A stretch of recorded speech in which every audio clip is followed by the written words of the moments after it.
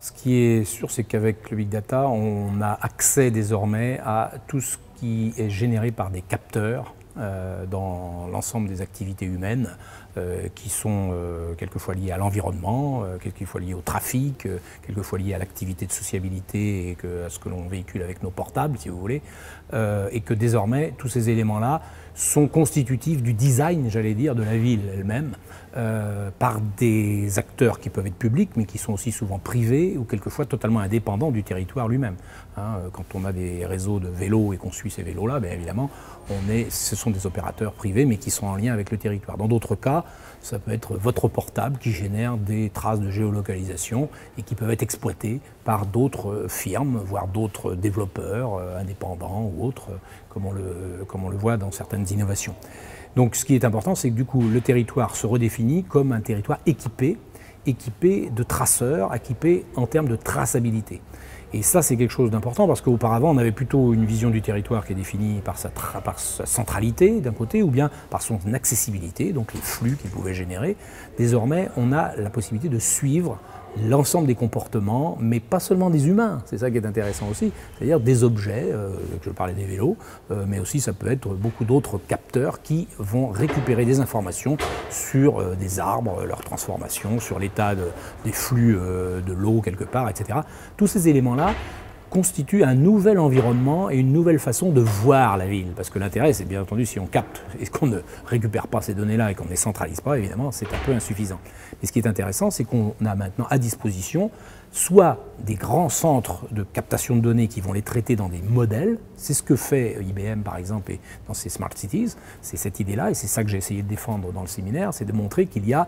plusieurs types de politiques des données qui sont en réalité liées à des visions du territoire différentes. Et la politique qui permet de modéliser l'ensemble de ces données-là, eh bien c'est celle que développent des gens qui font de l'expertise de haut niveau et du calcul vraiment où on traite des connaissances, et pas seulement au niveau des traces, justement, ce que fait IBM. Et ça renforce le pouvoir au sens de la capacité du pouvoir à avoir prise sur ce qui se passe dans la ville. Ce qui n'est pas du tout la même chose que ce qui se passe dans les mondes liés aux données, qui sont celles qu'on voit à partir des corrélations qu'on récupère de ces flux de données en masse que l'on a et que l'on peut récupérer, que des entreprises comme Google aussi sont capables de récupérer en les géoréférençant, et avec ça, ils peuvent déjà faire énormément de choses. Mais ce n'est pas du tout la même chose, c'est-à-dire que là, on n'est plus dans les logiques de modélisation a priori, on est plutôt dans les logiques où on capte un certain nombre de sets de données, et de sets de traces en l'occurrence, et qu'on va traiter parallèlement pour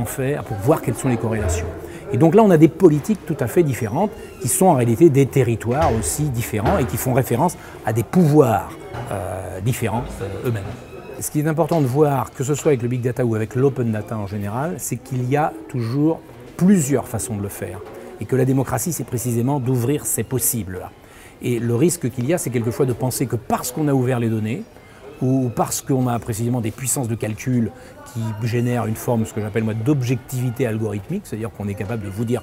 de quoi est fait le monde, comme si les algorithmes n'étaient pas eux-mêmes des préconceptions du monde, et bien à partir de là, on fait disparaître la politique. Et ça, c'est grave. Et la démocratie ne fonctionne que s'il y a des possibles, s'il y a des débats, et s'il y a précisément cette ouverture de choix. Sinon, effectivement, on laisse les clés en main, on donne les clés en main aux ingénieurs et à ceux qui traitent les données, et on leur dit débrouillez-vous, dites-nous quel est le futur. Puisqu'en plus, ces données-là ont des vertus prédictives.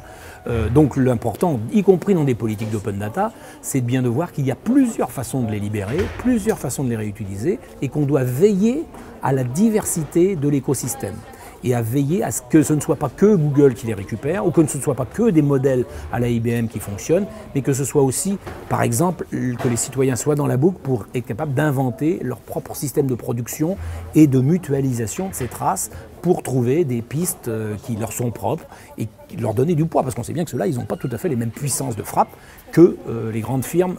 des plateformes qui dominent actuellement le monde numérique. C'est ça un peu comment l'impératif démocratique il doit se traduire de cette façon-là, de mon point de vue.